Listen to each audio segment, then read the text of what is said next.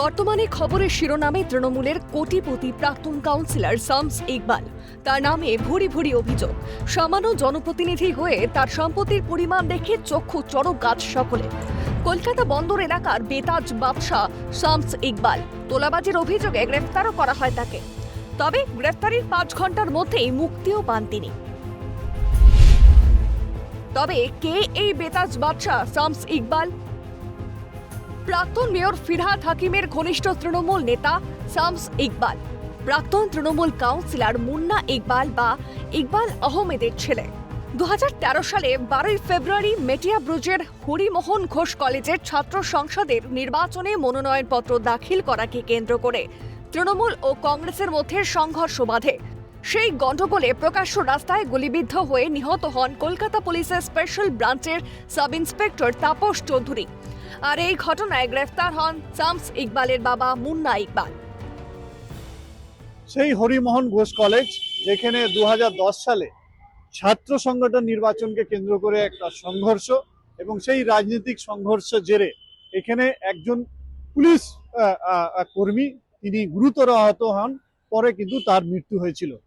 বলা হচ্ছে যে সেই সময় তৎকালীন স্থানীয় কাউন্সিলর মুন্না ইকবাল তার একটা ভূমিকা রয়েছিল বলে অভিযোগ, এবং সেই অভিযোগকে কেন্দ্র করে তখন উত্তাল হয় রাজ্য রাজনীতি। বাবার হাত ধরে সক্রিয় রাজনীতিতে পদার্পণ শামস ইকবাল ওরফে অনিলের। বাবার জেল হাজত হওয়ার পর 134 নম্বর ওয়ার্ড থেকে প্রথমবার কলকাতা পুরসভার নির্বাচনে জয়ী হয়ে তৃণমূল কাউন্সিলর হন এই প্রভাবশালী নেতা শামস ইকবাল। তার জীবনযাত্রার থেকেও বেহিসাবি সম্পত্তি নিয়ে বেশি চর্চায় শামস ইকবাল।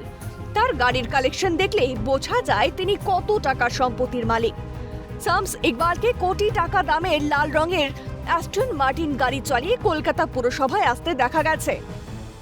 তার গ্যারাজে বেন্টলি ব্র্যান্ডের গাড়ি রয়েছে বলে সূত্রের খবর। তিনি দামে পোর্শে গাড়ি ব্যবহার করেন বলেও চর্চা রয়েছে। তার ব্যবহারের তালিকায় রয়েছে BMW ব্র্যান্ডের গাড়িও। 2021 সালের হলফনামায় তার স্ত্রীর নামে 47 লক্ষ টাকা দিয়ে কেনা একটি মার্সিডিজ গাড়ি থাকারও উল্লেখ রয়েছে।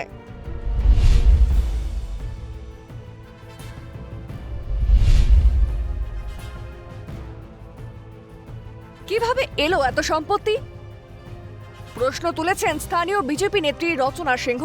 তার অভিযোগ, একজন কাউন্সিলরের পক্ষে চা খেতে দুবাই যাওয়া, ডিনার করতে লন্ডন যাওয়া কি করে সম্ভব? ইডি বিষয়টি খতিয়ে দেখলে সব তথ্য সামনে আসবে। কি করে সম্ভব? একটা কাউন্সিলরের মাসিক বেতন কত? 10 থেকে 12 থেকে 18 হাজার ম্যাক্সিমাম হতে পারে।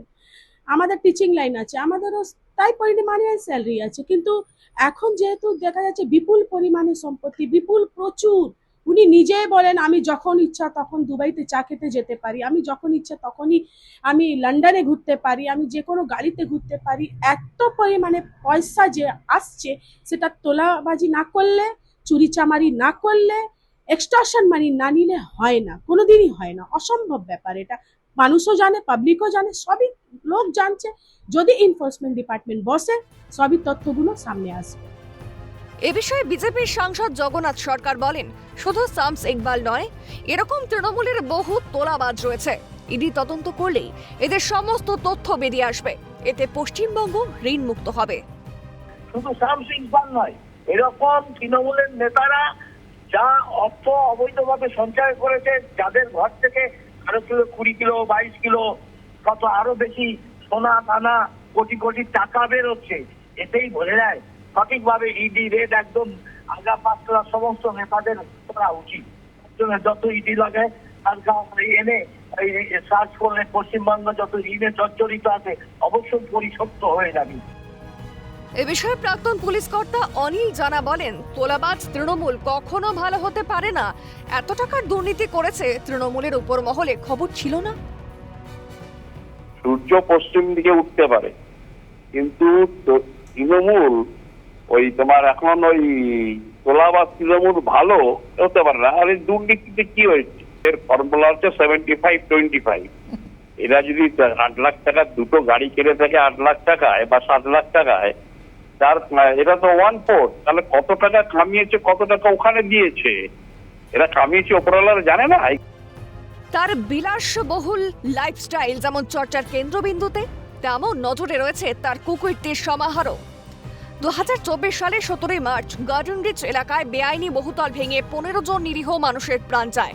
তাতেও নাম জুড়েছিল এই প্রভাবশালী নেতার। সেই সময় তার বিরুদ্ধে অভিযোগ থাকলেও প্রাক্তন মেয়র ফিরহাদ হাকিমের ক্লিন চিট দেওয়ায় বেঁচে যান শামস ইকবাল। এমনকি চলতি মাসেই তার বিরুদ্ধে 70 লক্ষ টাকা তোলাবাজির অভিযোগ ওঠে। গ্রেফতার হওয়ার 5 ঘন্টা পরে জামিনও পেয়ে যান বেতাজ বাদশা শামস ইকবাল। অভিযোগকারী নিজে অভিযোগ প্রত্যাহার করে নেন। 34 নম্বর ওয়ার্ডের কাউন্সিলর শামস ইকবাল উরুফে অনিল, তার বিলাসিতা জীবনযাত্রা নিয়ে প্রশ্ন উঠছে। তার কারণ একজন কাউন্সিলর যার মাইনে মাত্র 18,000 টাকা, সেই কাউন্সিলরের কাছে এত বিদেশি গাড়ি কি করে আসে, এত বহুল সম্পত্তি কি করে আসে, এটা নিয়ে একদিকে প্রশ্ন উঠছে। অন্যদিকে স্থানীয়দের অভিযোগ যে তোলাবাজি, বিভিন্ন বেআইনি নির্মাণ এবং বেআইনিভাবে টাকা আদায় করার ফলে এত সম্পত্তি করেছেন তিনি বলে অভিযোগ করছেন স্থানীয়রা। তাদের দাবি যে অবিলম্বে ইডির মাধ্যমে যাতে তার এই বিপুল পরিমাণের সম্পত্তির তদন্ত হোক, সেই দাবি জানাচ্ছেন স্থানীয় বিজেপি নেতৃত্বরা। ক্যামেরা জনির সঙ্গে খালিদ জামাল, ক্যালকাটা নিউজ, কলকাতা।